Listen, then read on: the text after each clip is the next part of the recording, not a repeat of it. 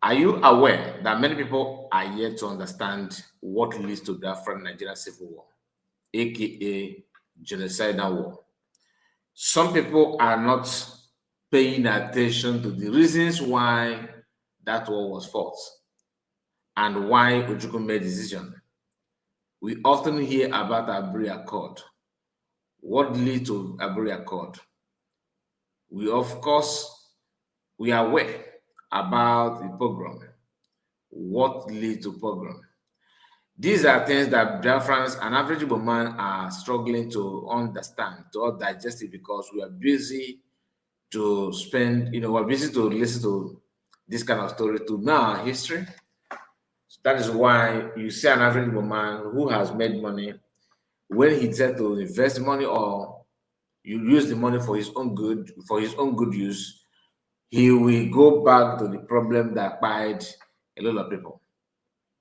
Have you asked yourself, why is it that those of our brothers that own house in Lagos are struggling to sell the houses, their property, because of lack of buyers?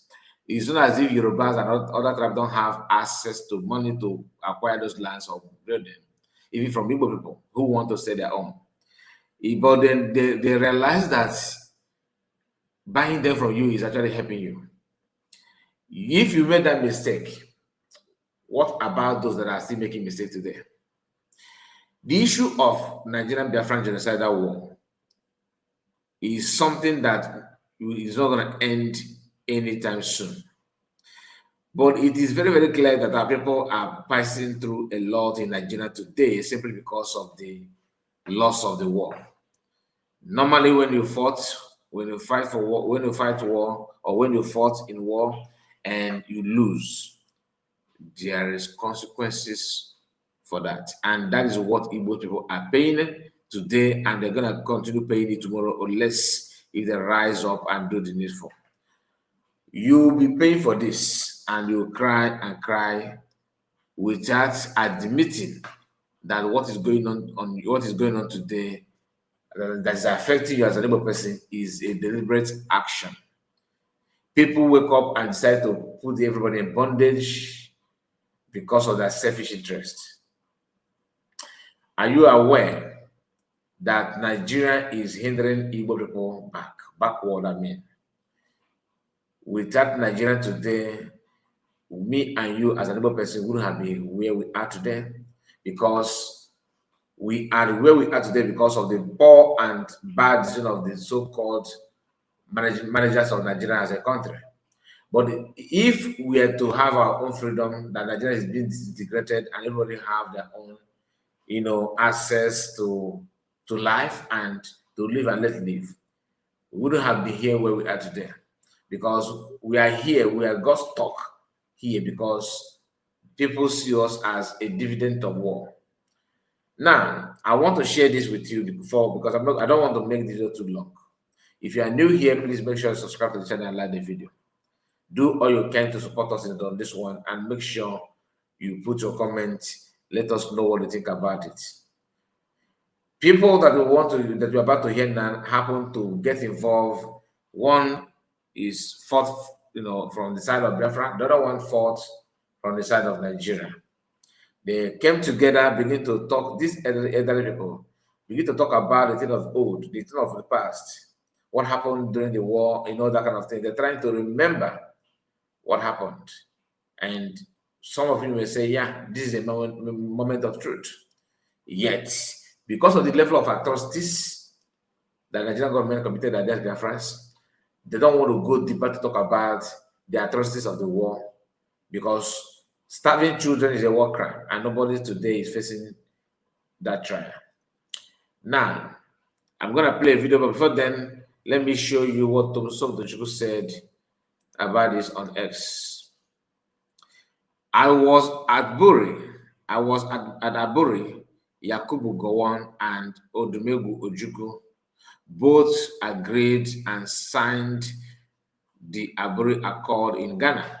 But when they came back to Nigeria, Gowon went back on the agreement. Gowon, Alabi is Alabesia River State. I don't know what it means by that. Now, This going back from the original plan that he himself agreed is the reason why Biafran fought Nigerian head on. Now, watch the video. It will make more sense to you. They discussed and signed paper. They signed it. They signed paper. Gowon signed too, or was it just all of them? Both of them signed. All of them signed the document. I went to Aburi. You were at Aburi? Yeah, I went to Aburi. I have pictures and all that. So why? What guy was going to tell him the truth? When they came back, okay. You see, Ojukwu was ready. He had prepared his homework. He had called everybody, Ojukwu and the rest of them. He had a meeting. Is this what we're going to say? Everybody said yes. He took his paper and went.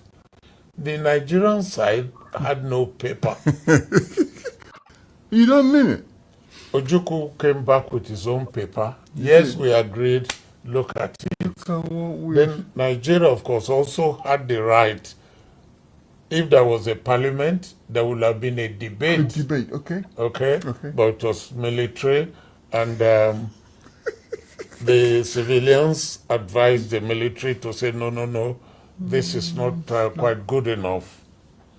But what I was expecting from who?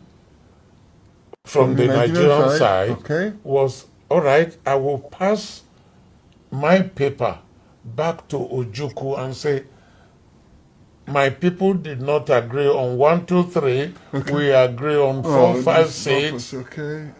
Can we meet again? Okay. Well, Nigeria tried for the meeting to take place at Benin. Ojukwu did not. Then we could have gone somewhere else. We could have gone somewhere else.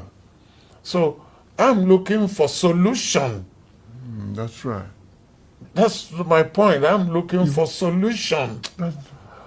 But we didn't do that. Ojukwu said on Aburi he will stand. Of course, Gowon then said, well, on Aburi he will fall. It's good to see you. It's good to see you. Now, this story is very, very brief, but it means a lot. It means a lot because people actually believe that the Gowon is innocent. Ojukwu is one that started the problem. This man that confessed this now happened to be on the Nigerian side. And he admitted that Ojukwu signed and Gowon signed, the agreement was done. And what is that agreement? The structure that all of you are still believing that they're going to give you one day. There's nothing like that. You cannot ignore the fact that Ojukwu fought that war because there was no other choice. They have pushed and pushed and pushed Igbos to the war. When you go and get tough, they're still mobilizing on how to starve children, and Gowon was caught on camera justifying that as a weapon. You see, people need to understand that everything that Gowon did by starving children is actually a war crime. Nobody's facing trial. Nobody. Funny enough, the youth of these days, the Biafrans of this recent age, are not learning from what happened, during 67, because Ojukwu was very young. Likewise, many other soldiers, and they managed to utilize the event to do something to see if they can correct their mistakes. Today they are blaming Ojukwu, blaming Masamogan, blaming everybody and all that. Then ask them, what do you have? Nothing. I don't know if you noticed when the man was talking, he was laughing. I don't know. This is not a funny issue. It's not funny to me. Not at all. It's not funny. The man that fought from Nigerian from Biafran side happened to be a child soldier as of that time. You know what is called child soldier, right? So I don't want to bore you with this, but I just want you to understand something. That Ojukwu is not the cause of the war. Ojukwu was fighting what people are now fighting for now, which is restructuring. Imagine if they have done that then and where the whole thing would have been today. Just imagine that. You that is here, what are you doing? Anyway, I'm gonna end it here. Make sure you like the video and subscribe because this issue is somehow emotional. Each time I realize what happened and how what's the name of this young man? Awolowo, the statement he made, somehow political, but approving something against another tribe. God bless you for watching. Please make sure you like the video and subscribe to the channel. Let me know what you think about all of this course so far. Day one. God bless. Take care.